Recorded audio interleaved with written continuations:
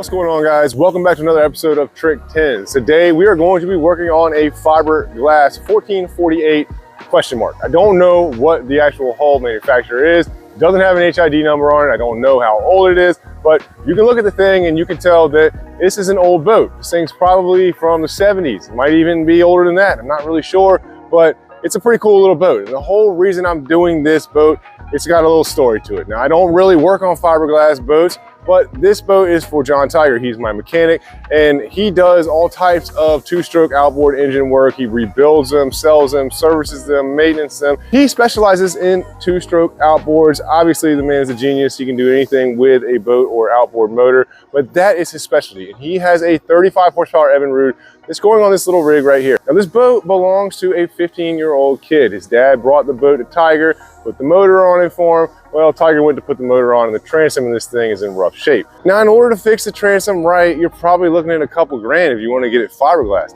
I don't do that. But what I am gonna do is I'm going to put a cap over the back of this transom. Probably like 1/4 inch thick aluminum. Tiger's gonna come back and run some bolts through there, seal it on there good. We're not looking for a permanent fix.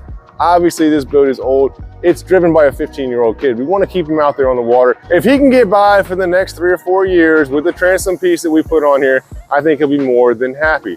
I'm going to turn this camera around. I'm going to show you guys this boat and show you all exactly what I'm going to do to it. In the meantime, guys, it's been a while since I made a YouTube video. I do have 2 videos dropping for you this week. This one and one more on Thursday. The one on Thursday, pretty cool, guys. Make sure you check that one out. Got a big collab that's coming up, and I'm pretty excited about it. Anyways, let's get right into it. All right, so check this thing out. And you can tell it's old. You can tell the trailer's old. Look at this jack it's got on here.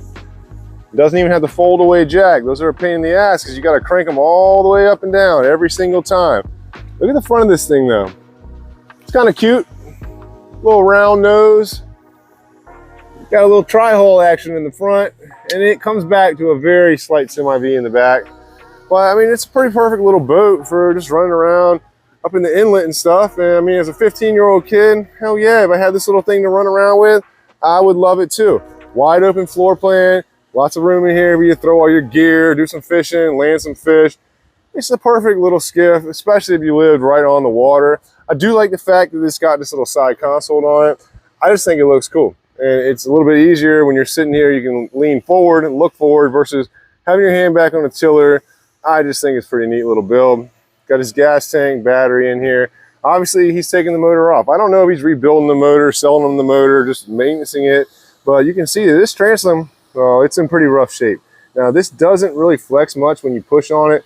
I smacked it with a hammer one time, and it did jump back a little bit. And I'm pretty positive that if we build a plate that will cap this, and it fits tight over here, that he can make it go on here. He'll have to beat it down with a rubber hammer. The way I'm going to do this, though, is I'm going to bring it as low down and as wide on either side as I can. I'm going to bring that up as one piece. Then I'm going to bend it back over this top. I'm going to have a sheet across the back as a separate piece. This is too tight of a bend for me to make out of one piece. Might be able to do it, but it's kind of questionable. This is 1.5 inches. We're talking about coming down probably a good foot on either side of this transom. So I'll probably just have a weld seam right across here. I've done a couple of them like that in the past, and we've had pretty good luck with them. So once we get this piece on here, then he's gonna go ahead and bolt it. He'll probably have 4 through bolts. Plus, the motor will be mounted in the center here. He's gonna have bolts going through the motor too. So pretty cool little build though. I like the way it has this little area up here. It's just like a little catch-all. Put your rod up here if you need to for a second, or bait or whatever. Pretty sweet little rig though. It's almost like a miniature Carolina skiff. I don't know. I kind of like it though. I mean, for a 15-year-old kid, I think the thing's pimping. Got some little dinky tiny tires on there, but hey, whatever gets the job done. All right, I'm gonna go ahead and cut a piece of metal. We'll get started on this. Let's get back to work.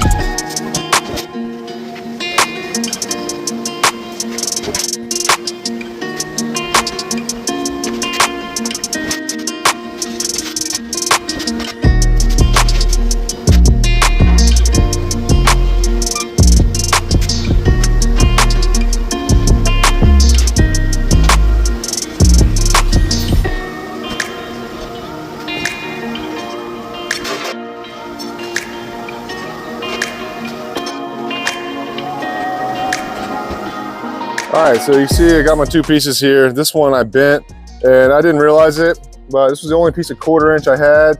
It's a 60 series. So when I put it in the press brake, it cracked, but it's not a big deal. I'm gonna clean that up and then I'm gonna weld a solid bead down this. I had to weld the other side anyways. Not the end of the world, but now you can kind of see what I'm doing with it. Comes down 10 inches. I'm gonna pull this up tight. It's gonna have to be really tight to fit on there, but we'll be able to hammer it on there and see it fits on the edge there. I'm gonna have the weld just like that, leave a spot for my weld with a butt joint in the corner right there, and we'll re-weld this too. Then you can come back and put all his bolts through there, some 5200 on his bolts, and seal this thing up right. He might even put some type of 5200 or something over it before he sleeves this thing on there. So I'm not gonna actually put it on there permanently. I don't want to hammer it on there and it gets stuck. So I'm gonna get this thing inside on the table and we'll weld this thing out. Get back to work.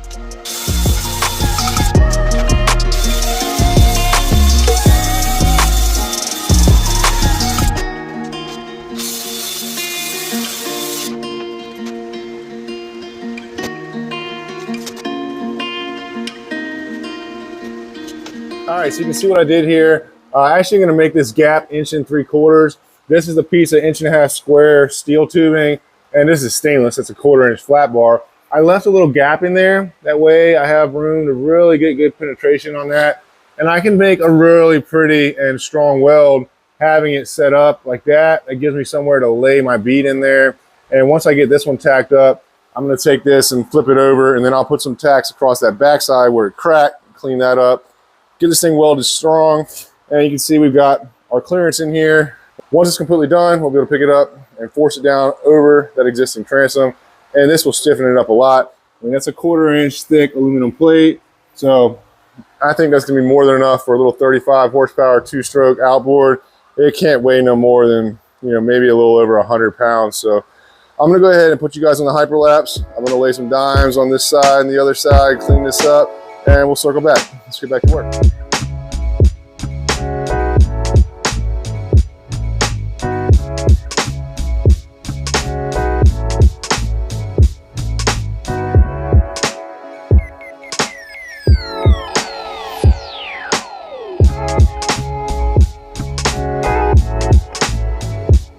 All right, we got this thing done. It is super hot. It's hot outside, but man, it is steaming over here because this thing took a lot of amperage, and I had to put 2 passes on there. So you got about 6 feet of welding across this whole thing right here. It's 32 inches long, 10 inches deep, and we've got our 1 3/4 inside, which should fit perfectly over the transom. And I'm gonna suck this thing in, put the bolts through there. Now, normally, if this was on a boat that looked a little bit nicer than that one out there, I would come back and I would grind this completely smooth and then polish this whole thing. But we're not gonna do that. We're just trying to get something to get them through for a couple more years. And especially since, you know, the transom is so bent in the middle, I don't wanna grind that weld off of there at all. I wanna keep that thing nice and strong. That way when he sucks it down on there, I don't have to worry about a crack coming up in here. But I'm pretty happy with it. I think that's gonna be perfect for what he's trying to do with it. And hopefully it'll keep this kid out on the water for the indefinite future. All right, guys, so it's a wrap for this little project right here. Now I might share a couple of pictures and images with you guys once Tiger gets this outboard put on here, but I'm telling you, if you're local, you got a 2-stroke outboard, John Tiger with Tiger Outboards is hands down the best mechanic in the world for those 2-stroke engines. Now, maybe I'm biased, but I can tell you this much, he's a smart dude. He used to race boats, and he has a lot of knowledge when it comes to motors and boats in general. But this thing should be pretty cool. I hope this kid has fun with it, and I hope it does exactly what it's supposed to do with holding up this motor for him, at least for 3 or 4 more years, maybe 5, 10, who knows. Now, I know this video wasn't as interesting and cool as some of the others, but I did want to put out this video because I wanted to show you guys some of the other stuff that we deal with on a day-to-day basis. Plus, I wanted to let you know that I am dropping a video on Thursday of a big collab. It's going to be awesome. You guys definitely don't want to miss that one. And I also wanted to share something else with you guys. A customer dropped off this boat yesterday, and this thing is sick. Check this thing out. It's a 2072 Tracker Grizzly 2024 model. It's got the Merc 150 on it, center console. This rig is pretty dope, man. I mean, this guy's only had this thing in the water a couple of times. It's basically brand new, but The deck is huge on this boat. I can get up here and lay down on this thing. The last 2072 that we did, we put the dual side consoles in. We went from the center console to side consoles, more like a bass boat. This is set up more like a center console bay boat, but it's going to be a sweet build. We are going to be doing some additions onto this as far as rod lockers, and we put some turf in here. So you can look for that too. That should be dropping on the channel in the next couple of weeks. I've also got back onto that Monarch 1548 that we were working on. We got a lot of jobs going on right now, and we are about to drop a lot of videos for you guys. So I appreciate you guys watching. Hit that like, subscribe button. I'll see you all next time. Let's get back to work.